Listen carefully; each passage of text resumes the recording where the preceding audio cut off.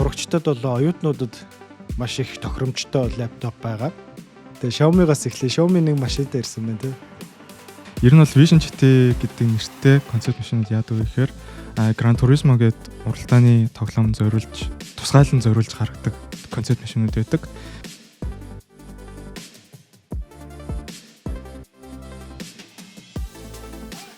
Сайн байцгаана уу интернетийн технологийн орходлуудаа. Techwarm podcast-ийн шинэ дугаар тавтай морил. За өнгөрсөн 2-7 хоногийн хугацаанд технологийн салбарт маш том гэж хэлж болох үс хэд хэдэн арга хэмжээнүүд зохион байгуулагдсан байгаа. Apple компани өөрсдөө хаврын бүтээгдэхүүн танилцуул арга хэмжээгээ танилцуулсан бол за Европын Барселона хотно жил болго уламжлал болгон зохион байгуулагддаг MWC буюу Mobile World Congress болж өнгөрлөө. За эдгээрээс гадна Xiaomi бас өөрсдийнхөө шинэ бүтээгдэхүүнүүдийг танилцуулаад амжсан байна. За энэ талаар Хамка битээр илүү дэлгэрэнгүй ярих болно. Өдрийн мэндийг хүргэе Хамка. Өдрийн мэнд. Тэгэхээр хамгийн эхлээд Apple-ийн танилцуулсан зүйлсүүдийн талаар ярилцъя те. Тэгэхээр хүмүүс бол мэдээллүүдийг нь LED-ийн харсан болов уу гэдэгт бол итгэлтэй байна. Apple компани хэд одоо хямд үнэтэй төсөр өртөгтэй бүтээгдэхүүнүүдийг танилцууллаа. Энэний хамгийн гол онцлог нь бол MacBook Neo. This is MacBook Neo. An amazing all-new Mac at a surprising price. To make it, we reimagined. Neo энэ 7 хоногоос эхлээ худалдаанд гарч эхэллээ те. Тэгэхээр Neo ер нь хараад ер нь юу гэж бодов? Анхны сэтгэл ямар хөө? 10-20 жилийн өмнө netbook гэж байсан шүү дээ. Маш хямд тэгснээ хүчин чадал багтай. Ер нь бол сурагчдад зориулсан, оюутнуудад зориулсан тийм ноутбукны төрлөөсөн. Netbook иргэн ирж байгаа юм бол гэж бодлоо. Яг Neo хараад л. Smile so big that your eyes can go back in your face. Сурагчдад бол оюутнуудад маш их тохиромжтой лаптоп байгаа. За хэрвээ та энэ лаптопыг аваад ямар нэгэн браузер ашиглаад үйлдэлүүд хийдэг. За эсвэл нэг тийм тоглоом тоглох сонирхолгүй, эсвэл ямар нэгэн видео бичлэг үздэг, тэ кино үздэг тийм төрлийн лаптопыг хайж байгаа бол за $600 гэдэг чи одоо монголоор нэг 2 сая гарan. Тийм 2 сая арай нэг жоохон бага зэргийн даваад тийм үнээр орж ирэх болов гэж бодож байна. Тэгэхээр AM chipтэй MacBook-уд Монголд бол нэг ойролцоогоор 4 сая төгрөгөөс эхэлж зарагдж байгаа. Тэгэхээр тэндээс 2 дахин хямд үнээр авах боломжтой. Яаж ингэж хямдхан болсон бэ гэдэг талаар хэдүүлээ жоохон бага зэргийн яриа те. Эхлээд iPhone-ы чипийг ашигласан байгаа. A19 Pro буюу iPhone 16 Pro загварт хамгийн анх ашиглаж исэн чипийг бол ашигласан. Тэгэхээр iPhone 16 Pro дээр байсан чипийг за ер нь бол Mac-ийн үйлдвэрлэлийн системд зориулаад бага зэргийн өөрчлөөд за RAM нь болохоор 8 GB RAM-тай. Тэгэхээр энгийн үйлдэлүүд, ерөнхий үйлдэлүүдийг хийхэд бол 8 GB RAM бол хангалттай л санагдчих тий. Ер нь хангалттай. Юу учиргүй браузер дээр олон таб нэгээд байхгүй л ер нь гайг баг. Нөгөө талаас би бас эргэн тойронд байгаа хүмүүсийг анзаарангууд л ихэвчлэн хийж байгаа бүх үйлдэлүүд нь л браузер дээр байгаа тий. Ерөөсөө л одоо Google Sheet ашигладаг байна уу, Google Workspace ашигладаг байна уу, эсвэл Microsoft Teams ашигладаг байна уу, бүгд л яг энэ браузер дээр ажилладаг. Эсвэл нэг юм ганц хоёр аппликейшнууд л үсрээл татчих байгаа шүү тий. Тэгэхээр хангалттай. За багтаамжны хувьд бол 256 болон 512 гэсэн хоёр сонголттой. За оюутнуудад болон сурагч нарын хөнгөлт гэж байдаг мэдээж Apple-ийн.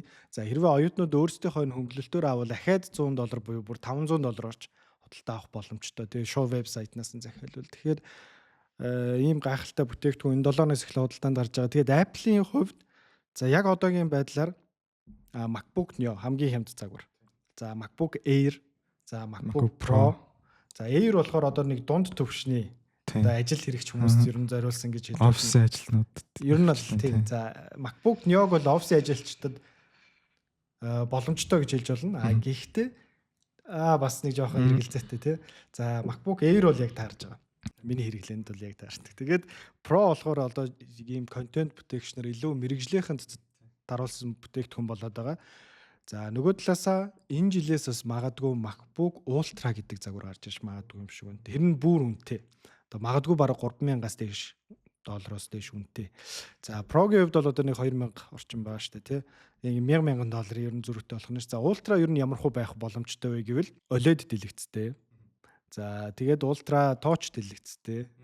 За тэгээ хамгийн хүчтэй одоо чип нь Max магадгүй Max-аас өөр чипч гаргаж магадгүй бах. Тэгээд энэ чипийг ингээд суйрлуулсан. Гэх мэтчлэн тийм арай нэг бүр ингээд премиум загварын тийм MacBook-ийн шуум гарсан байна. За эдгээрээс гадна Apple хямд үнэтэй утсаа бас танилцуулсан. 17i танилцуулсан. Meet iPhone 17a. A whole lot for a lot less. It comes in Үнэн нь яг адилхан бас адилхан $600 үнэтэй. Тэгэхээр та Apple-с $600 үнэтэй утас авах уу $600 үнэтэй MacBook авах уу гэдэг ийм хоёр сонголт гарч ирж байна. За эдгээрээс гадна энэ утасны энэ жилийн хамгийн том зүйл нь болохоор дэлгэц байсан. Тэгээ дэлгэцний хувьд бол одоо Ceramic Shield гэдэг дэлгэцтэй те Apple-ийн утаснууд болохоор тэгээ Ceramic Shield 2-той болсон ингэснээр одоо утасны дэлгэц зөвхөн хагарах гэхээсээ илүүтэйгээр command байгаа ямар нэгэн зүйлсүүдтэй одоо ингэж шүргэлцээд зурагддаг айгүйх асуудал гардаг те. Тэгэхээр Ceramic Shield 2-той болсноор өмнөх цагуураасаа 3 дахин одоо баг зурагдана гэж өөрөөсөө бол тайлбар дээр хэлсэн. Гэхдээ бодит байдал дээр юу яг яаж ажиллахыг бол одоогийн байдлаар туршиж үдсэн хүн тун ховор байна. За гэхдээ ер нь бол Apple-ийн одоо iPhone 16, 17 дэлгэцний зурагдах байдлын хувьд бол харьцангуй сайн болоод байгаа гэж харагдаад байна тий. Тийм сүүлийн үед ялангуяа 17-оос эхлээд 120 гэрцийн дэлгэцтэй болоод эхэлсэн шүү дээ энгийн загварууд нь. Тэгэхээр ер нь бол энгийн iPhone тэгээд загварууд бол нэг ялгаагүй л болж байгаа юм шиг надад санагдаад байна.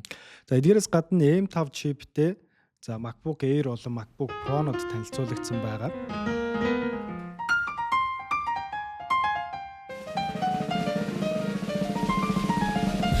За M5 чиптэй MacBook Air болон Pro-гийн хувьд бол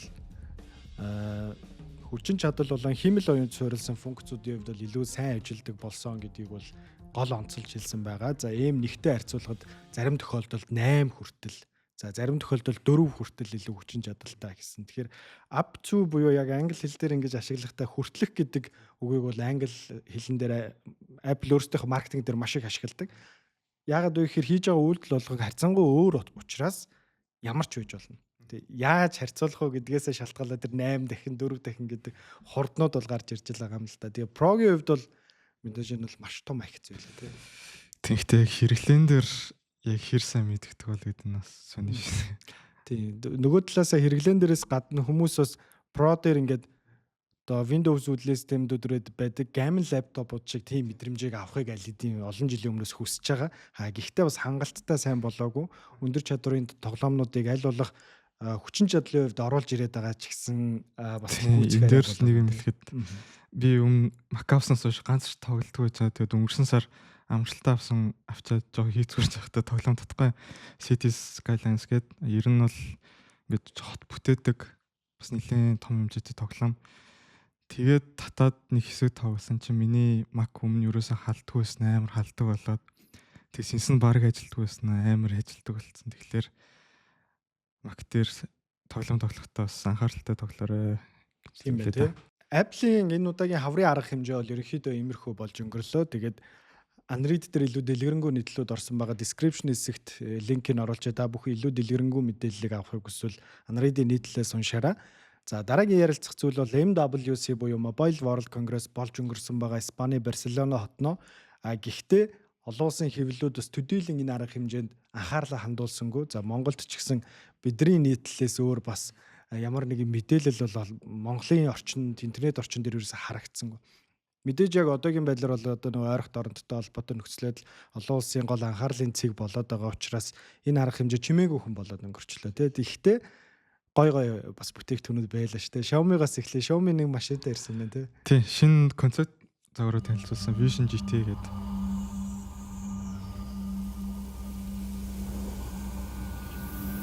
In the future, what form will a hypercar take?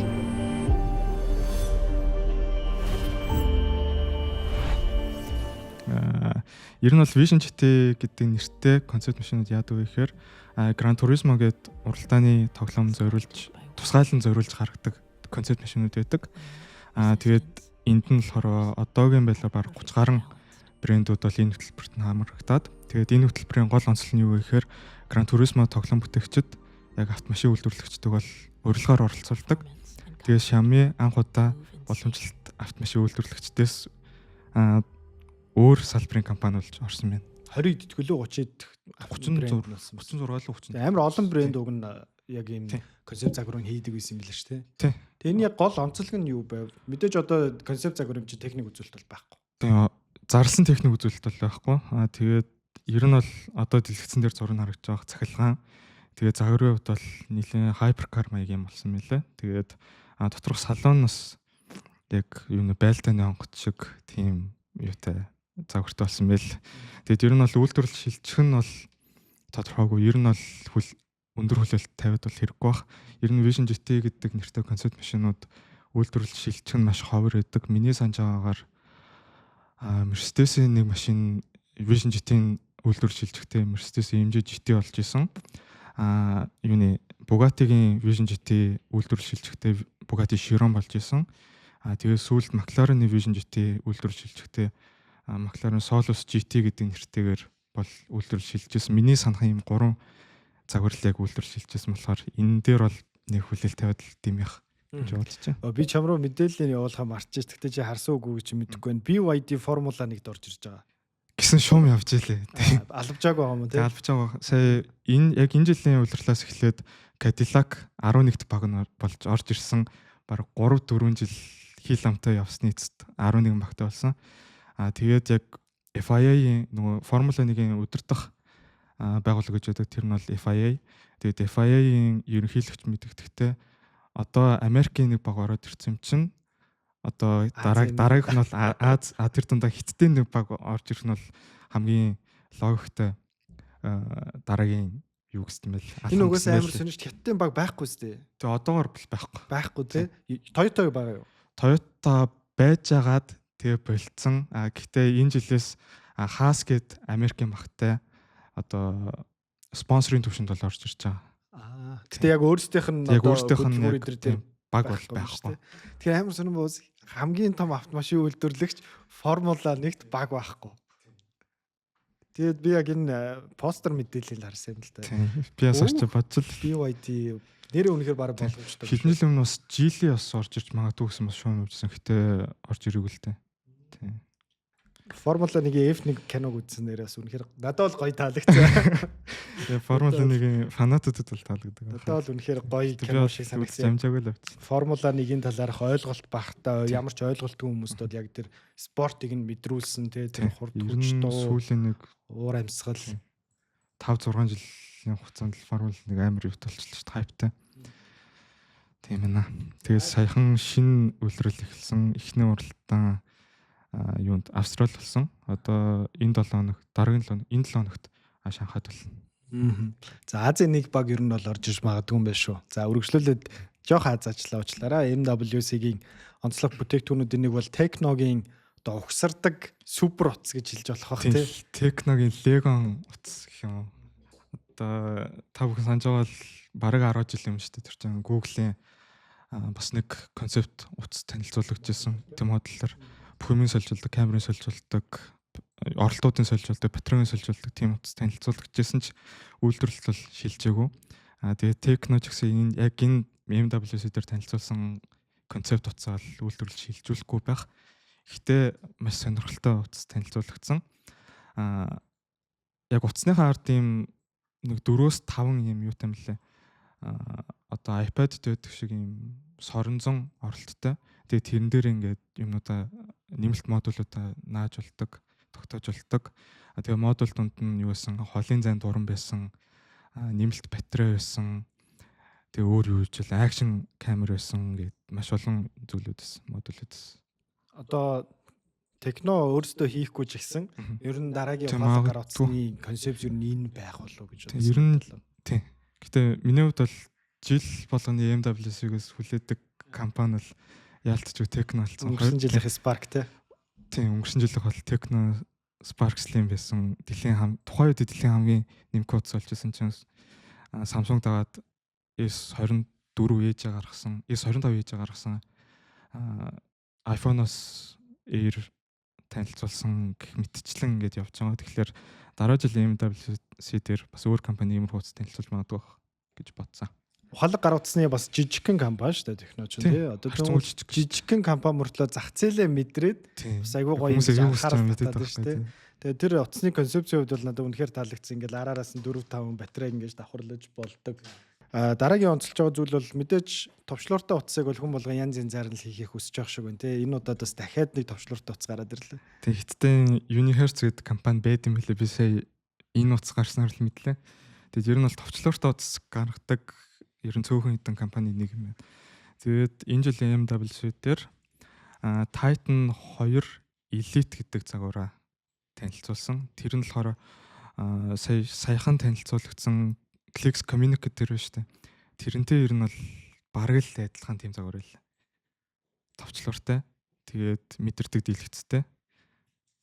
Тийм Android дэлгэц нэг OLED болсон баг зэргийн томорсон өдрөө гэдэг өмнөх загвараас нэг тиймэрхүү юм байлаа те. За эдгээрээс гадна Xiaomi-гийн бас нэг шинэ хамтрал зөөврийн батарей. Тий зөөврийн батарей эхлээ тэрийн нэрээ тий. Зөөврийн батарей бол маш олон хүний анхаарлыг татсан байгаа. Ердөө 6 мм-ийн зузаантай. Тий маш нэмхэн. Тэгсэн мөртлөө бараг л iPhone 17 Pro-д зориулсан юм шиг тий. Угаасаа нөгөө нэг юуныхан постэр эднэрхэн зурган дээр өөрсдөө альбиусны танилцуулга тий 17 Pro шүү дээ тий. Тэгээд тийм power bank-ийг танилцуулсан байл ердөө $50 үнэтэй. Тэгсэн мөртлөө 5000 мАh гэдэг чинь яг нэг утсыг бол бүтэн цэнгэлнэ гэсэн үг байхгүй тий.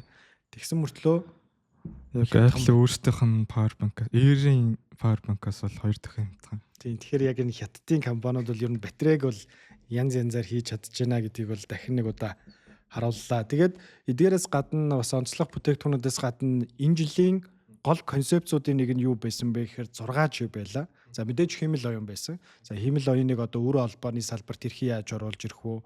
За мөн одоо энэ 6G болон 5G-ийн дэд бүтц яг эд явагдаж байгаа үед химэл оюунд зориулсан одоо дата төвүүдийг өөрөө албаны станцуудад хэрхэн яаж хослуулах вэ? Тэр мэдээллийг яаж ингэж богино хугацаанд авдаг байх вэ гэдэг ийм концепцууд айгүйх яригдчихэж байгаа сүүлийн жилүүдэд. За эдгээрээс гадна 6G-тэй холбоотой одоо ер нь 6G гарч ирвэл юу болох вэ гэдэг нэг ийм зүйлсүүд байна л та. Надад энэ хоёр зүйл нь айгүй гоё таалагдсан. За нэгдүгээрт ерөөсөө сүлжээ тасалдахгүй болно гэдэг амлалтыг өгч байна. За энэ амлалт шүү дээ тий. Тэр нь юу вэ гэхээр за 6G-ийн сүлжээнүүд станцууд ингээ байрлаад за тэнгуул 6G химэл дагуулын сүлжээтэй холбогдоод за тэнгуул бидний утас 6G-ийн станцын хүрээнээс гарлаа тэнгуул тэр нь шууд химэл дагуулынхаа сүлжээтэй холбогдоод нэг ч удаа интернетийн тасалдал мэдрэхгүй болно гэдэг нэг юм зүйл гарч ирж байна. За нөгөө талаасаа утсаа унтраасан байсан ч байршил тогтоох боломжтой. Яаж? Тийм зүйлүүд айгүй сонирхолтой зүйлсүүд гарч ирж байна л да. Тэр нь хувийн аюулгүй байдал дээр тэ нөгөө нэгэн тандан судалгаа эдэр дээр яаж орж ирэх үү нэ гэдэг юм. Гэхдээ 5G дээр ч гэсэн маш гоё амлалтууд байсан гэдгийг бол санах хэрэгтэй. 2019 онд бол яг 5G-ийн бүтээн байгуулалт бол дэлхийд даяар эхэлж илаа. Гэхдээ 5G бүрэн нэвтрээгүй байхад одоо 6G хаяанд ирсэн буюу 2030 он гэхэд бол ер нь компаниуд 6G-ийн станцыг байрлуулж эхэлнэ гэдэг зүйлүүдийг ярьж байгаа юм байна. Тэгсэн чинь зарим компаниудын хувьд бол одоо 4G-гээс үсрээд шууд 6G-ээр шилжих үү. 5G ер нь жоохон ийм завсрын сүлжээний станц болчихлоо гэдэг зүйлийг айгүйх ярьж байна л да. Нөгөө талаасаа яагаад 5G ер нь жоохон бүтлгүүцсэн бэ гэхээр ихэнх өөрөө холбооны компаниуд 4G-гийнхаа одоо суур дэд бүтцээр байрлуулад 5G-г одоо оруулж ирсэн. Тийм учраас яг нөгөө 5G анх ярьжсэн шигээ тэ тэнд нөгөө холын зайнаас ч мэс засал хийгээл тэ тэнд ч жолоочгүй автошинууд яваал тэ тийм болж чадаагүй гэдэг нэг юм агуулгуудыг их хвчлээ ярьсан байна. Тэгээд эдгээрээс гадна Starlink-ийг бол ярих хэрэгтэй баг. Starlink Deutsche Telekom-тай хамтраад Германы Deutsche Telekom-тай хамтраад өөрсдийнхөө дараагийн 2 дахь шатны химэл дагуулын сүлжээ буюу V2 гэдэг химэл дагуулуудыг арай том. Тэрнийхээ станцыг за Starlink Mobile Европ төвд одоо оруулж ирж байгаа юм байна. Тэгээд энэнийх нь хэрэглэгчийн тоо одоогоор 9 сая байсан баха. Тэгэд энэ 2026 онд Starlink Mobile-ийн хэрэглэгчийн тоог 20 сая болохыг зорж байгаа юм байна. Энэ нь юу гэсэн үг вэ гэхээр Starlink-ийн сүлжээ шууд утастай холбогдож эхэлж байгаа. Starlink Mobile тий. Тэгээд Apple ч гэсэн бас энэ Starlink-тай хамтарч ажиллаж байгаа гэдэг шуум гараад байгаа шүү дээ. Албаусны мэдээлэл одоогоор байхгүй. Магадгүй бас iPhone 18 дээр тий шууд Starlink-тэй холбогддог тийм функцүүд ч орж ирэх магадaltaй байна. Тэгэхээр энэ сүлжээ талаас бол иймэрхүү өргөн зүйлүүд байна. Өөр онцлог бүтээгдэхүүн. Өөр Xiaomi-гийн Leica-тай хамтарч гаргасан нэг утас байгаа. Тэгээд тэр утас нь болохоор Leica Light Phone гэдэг нэртэй. Тэгээд 3 дахь үе утсаа танилцуулсан байна. 3 дахь үе утсаа Leica Xiaomi-тай хамтраад хийж байгаа. Ер нь Leica ч Xiaomi-гийн камерыг ер нь бол хариуцж хамтарч явдаг тийм компани. Тэгээд ер нь бол Xiaomi 17 Pro дээр бол суурилсан тийм утас юм байлээ. Тэгээд зориуд бол нэг ялгаагүй. Тэгээд нэг онцлог зүйл нь болохоор яг Leica яг өөрсдөө хувцсан зориулаад тэр камерныхан апыг нь бол өөрсдөө хийсэн юм байлээ. Өөр нэг ялгаагүй юм л. Тэгээд өмнө нь болохоор Sharp-тай хамтарч гар утас гаргадаг гэсэн гэж хэлээ Leica. Sharp одоо хүртэл утас хийд юм байлээ шүү. За тэгээд үргэлжлүүлээд яг одоо бас дэлхийн нийтийн гол анхаарлаа хандуулж байгаа сэдв болох Ираны дайн болон технологи ер нь хэрхэн яаж холбогдож байгаа вэ гэдэг талаар баг зэргийн мэдээлэл хүргэе гэж бодож байна. За Ираны дайн буюу яг одоо ойрхон дорндод үүсэж байгаа хямрал бол 2 дахь 7 хоног руугаа шилжиж байна. Тэгээд нөхцөл байдал бол ер нь уламд амьдарч байгаа. Тэг хөрөнгөний зах зээл болон газрын төстэй холбоотой мэдээлэлүүд бол маш их хөвөрж байгаа гэдгийг бол хүмүүс харж байгаа бах. За ер нь технологитой яаж холбогдож байгаа вэ гэхээр Amazon-ы хэд хэдэн дата төвүүд халдлагдурсан байлаа. Тэднээс үүний шалтгаанаас болоод сүлжээнүүд тоглолтож эхэлж байна. За мөн банкны системүүд төр нэлээдгүй аюулууд гарч ирж байна. Тэгэхээр энэ юуг харуулж байгаа вэ гэхээр хэрвээ дайн болвол технологийн дэд бүтцүүд нөө стратегийн чухал ач холбогдолтой бүс нутаг гэдэг шиг тийм чухал болж эхэлж байна гэдэг агуулгыг бол ер нь дэлхийн нийтэд тод томруулаар харуулж өглөө. Тэгээд Amazon болон Microsoft за мөн бусад томоохон компаниуд бас хааж эхэлж байгаа юм билээ. Өөрсдийнхөө салбаруудыг аль биесээр хааж байна. За мөн банкуд бас салбаруудаа хааж байна. За мөн Дубай руу бас хэд хэдэн халдлагууд явагдаж байгаа гэх мэтчлэн ийм үйл явдлууд бол бас ойрхон дорнодтой холбоотой, технологитой холбоотой болоод өнгөрлөө. За энэ үйл явдал уламд дамжирж байгаатай холбоотойгоор бас технологийн салбар бас харьцангуй чимээгүй байна. Яагаад вэ гэхээр хөрөнгөний зах зээл бас мэдээж салбарын гол хэсгүүдийн нэг учраас хөрөнгөний зах зээл ер нь хэрхэн яаж хөдөлж байгаа вэ гэдгийг бол ажиллаж байгаа болов шинэ мэдээллүүд бас харьцангуй бага гарч ийн гэж бол хэлэхэд болно.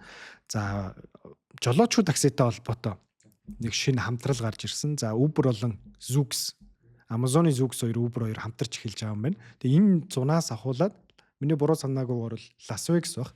За Las Vegas-д энэ зунаас эхлээд өөрсдийнхөө үйлчилгээг нэвтрүүлж байгаа юм байна. Буюу Zoox-ийн автомат жолоодлоготой автомашиныг Uber-ийн такси дуудлагын аппликейшнаар дууддаг болох нэ. Тэгээ энэ хамтрал бол ер нь бол Uber-ийн өөрсдийнх нь гол зорилго бас. Uber чи өөрсдөө жолоочгүй автомашин үйлдвэрлэж хөгжүүлж ирсэн шүү дээ. Тэгээ тэр төслөө зогсооцсон байхгүй. Тэгээ зогсоогоод одоогийнх нь өөрсдийнх нь тавьж байгаа аргумент бол юу вэ гэхээр бид нар энэ олон хөгжүүлж байгаа автомашинуудын нэгтгсэн платформ байя. Ингээ хамтраллуудаа ингээд оруулж Uber бас Nvidia-тай хамтарч байгаа гэдэг бид нар өмнө ярьжсэн шүү дээ. Тэгэхээр одоо Nvidia байна уу? За Zoox байна уу? Тэгээ Amazon-ы Zoox те. Amazon бол 2020 онд санагдаж байна. Энэ компанийг бол худалдаа авч байсан. Тэгэхээр энэ байдлаар бол Uber одоо дараагийн шилжилт рүүгээ шилжиж байгаа. За эдгээрээс гадна Google-ийн Waymo 7 хоног тутмын 400 мянга хэрэглэгч тоосон мөн сүүлд бол 250 мянга байсан өнгөрсөн жил. За харин одоо хятадын Pony AI тий. За мөн V-Ride, за мөн Apollo гэх мэтчлэн хэд хэдэн жолоочгүй таксины үйлчилгээнүүд байдаг. За эдгээрээс хамгийн одоо олон хэрэглэгчтэй Baidu-гийн Apollo-гийн хувьд бол 7 хоног тутмын 250 мянга хэрэглэгч тоосон байна. Тэгээ хятадд бас жолоочгүй таксины үйлчилгээ бол нэлээдгүй цар хүрээг бол тэлсээр байна. За энэ жилээс бас шинээр нэмэгдэж байгаа олон улсын хотуудын нэг нь юу байгаа вэ гэхээр Токио байгаа. Хэд хэдэн автомашин хөгжүүлэгчид бас Токиод өөрсдийнхөө жолоочгүй таксигаа туршаад алээд эхэлсэн байна. Тэгээд ийм жолоочгүй автомашинтай холбоотой мэдээллүүд гарсан байгаа бол Anthropic ер нь юу болсон бэ гэдэг талаарх шинэ апдейтийг та бүхэнд өгье. За Anthropic-тай холбоотой хэмэл оюуны асуудал одоо хүртэл үргэлжилж байгаа. Anthropic буцаагаад Пентагоныг шүүхт өгсөн байгаа буюу шүүхийн эсрэг бол зарга үүсгэсэн байна. Тэгээд за Microsoft, Amazon гэх мэтчлэн Anthropic-ийн өөрсдийнх нь одоо гол хэрэглэгчид бас дэмжнэ гэдгийг илэрхийлсэн. За та хэд одоо энэ хар жагсаалтанд орсон ч гэсэн бид нар бол үйлчилгээг авсаар байх болно гэх мэтчлэн ийм зүйлсүүд л өрнөсөр байна. За өмнөх дугаарыг нь үзсэн хүмүүс бол мэдж байгаа бах Anthropic стартап Pentagon-то хэмэл оюуны cloud хэмэл оюуны загвараа бол ашиглуулахгүй гэдэг дээр бол шийдэл хүрч чадаагүй. За харин OpenAI бол шийдэл хүрч байгаа. Тэгэхээр ChatGPT-г бол одоо Пентагон ашиглах болсон. Тэгээ энэ мэдээллийн дараачаар Америкт бас ChatGPT-г утсан дээрээс устгаж байгаа хүмүүсийн давтамжаас айгүй ихсэн байна. За 4 дахин нэмэгдсэн ба. Устгаж байгаа хүмүүсийн давтамж. Тэгэхээр мэдээллийн аюулгүй байдал талаас бол ер нь маш том өөрчлөлт бол явагдаж байна. За төгсгөлд нь Honda-гийн Insight-ийн талаар яриад байна. Honda 2-7 хоног дараалаад бүр 9-с 2 шийдвэр гаргачлаа. Эхнийх нь болохоор Honda Insight гэдэг шинэ автомашиныг танилцуулсан. Toyota Prius гэж үүдэг бол Honda Insight гэж hybrid машин байдаг байсан. Тэгсэн чинь энэ дөрөв дэх Яг буюу адилхан цагаартай тий. тий амар төстэй цагаартай. Тэгээд энэ дөрөв дэх үеийн шин загвар нь бүрэн цахилгаанаас хайбрид биш. Тэгээд яагаад ийм шийдвэр гаргасан бэ гэхээр яг Honda-гийн хятадх хамтрагч болох Dongfeng-ийн цахилгаан платформ дээр бол арай үн хэмнэх маягаар бол хийсэн мэлээ. За ингэсэн. Тэгсэн чинь саяхан энэ 7 хоногт Honda ямар шийдвэр гаргасан бэ гэхээр дахид цахилгаан машин хөгжүүлэхгүй гэдэг шийдвэр гаргасан гэжээ. Өнгөрсөн жил Honda чин Америкт үйлдвэрлэх зорилгоор 3 концепт машин танилцуулсан баггүй.